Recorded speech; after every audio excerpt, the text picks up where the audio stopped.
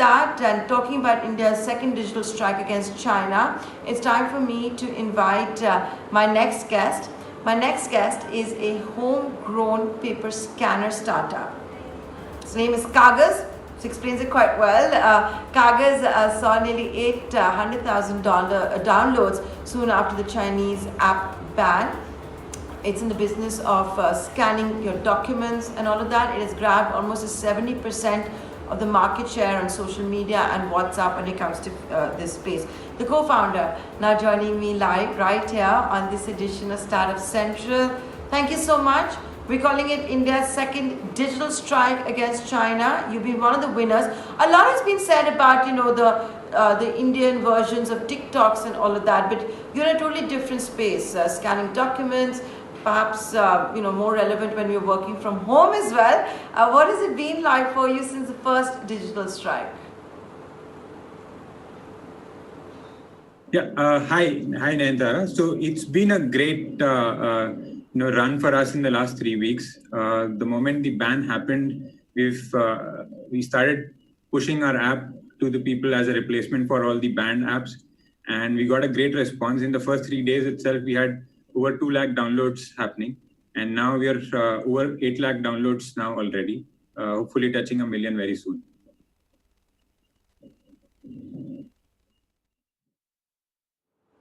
So how did you handle the surge in traffic? Were your servers able to handle it? Did you have the algorithms in place? Did you have the tech in place for this little overnight downloads that you saw? So one of the important things about the scanning apps and how we've consciously built Kagaaz is by default an offline app. So to make sure that data security concerns of the users are taken care of, their data stays on their phone. The app helps them scan documents, but there's no taking the document to a server or anything like that. It's a completely offline app right now, and that has been that has helped us in making sure that the documents or there's no load on the cloud servers or anything like that due to this sudden surge, and all this downloads that have happened that hasn't affected us on that front. So right now it's a completely offline app. Make sure that your data stays on your phone and there's no cloud storage, data moving to a cloud, etc. That's helped us in terms of managing the traffic. So have you analyzed, what kind of people, enterprises are using Kagaaz? So it's actually been interesting. We've seen broadly 3 kinds of users who have been using Kagaaz. And this is based on our interaction with our users who've been giving a lot of feedback and love to us. One of the use cases has been around the regular use case that people have around sharing of documents for official purposes. It could be an ID card that you're scanning and sending to someone, or an agreement that you're scanning and sending it to someone, etc. The other segment has been people who have been using it for their business.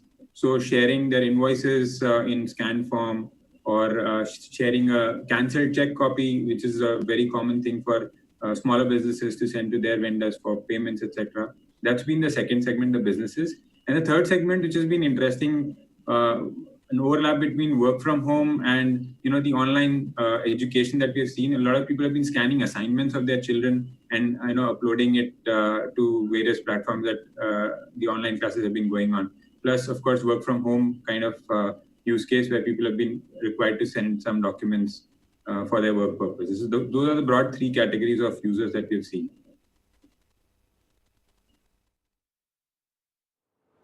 And are you bootstrapped? Yeah, largely bootstrapped. We had raised, we were part of accelerator program back in November. So we had small check that we had raised at that time, but otherwise we are basically bootstrapped. So, one of the reasons I wanted to get you to say, Anshu, and like I said at the outset, is that, when the Chinese ban app was talked about, we had more of the social network Indian versions, right? So you're slightly different from that. How did you get the initial traction? I understand that soon after India's first digital strike against China, Kagaaz was trending on Android. It was one of the most downloaded Android platforms.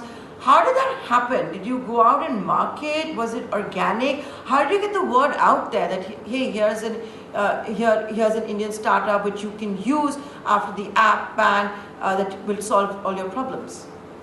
Sure. So we had actually launched the app about 15 days before the ban actually happened, and this was when we had started thinking about building an Indian scanning app when our honorable Prime Minister had asked for vocal for local and Atmanirbhar Bharat. We had thought of building an scanning app at that time, and we launched it about 15 days before the app. The moment the ban happened, we started immediately pushing it to our personal networks that here's a replacement that you can use now that the Chinese apps have been banned. And this is a good replacement that we have built. And from there, it just, we got a viral over WhatsApp and Twitter and other social media, but primarily WhatsApp is where we got a lot of, the message was getting forwarded to a lot of people, and people were looking at an Indian solution for replacement for Chinese apps, and that's where we got a lot of our interest from. And over the last 3 weeks, that has continued for us. Out of the 8 lakh downloads that we've got so far, over 70% are completely organic, and it is word of mouth that has been spreading. People have been creating WhatsApp messages and forwarding it to their network. People have been creating YouTube videos explaining what the app does, and it's been amazing that the kind of love that we've got from our users has been the primary source of growth that we've seen.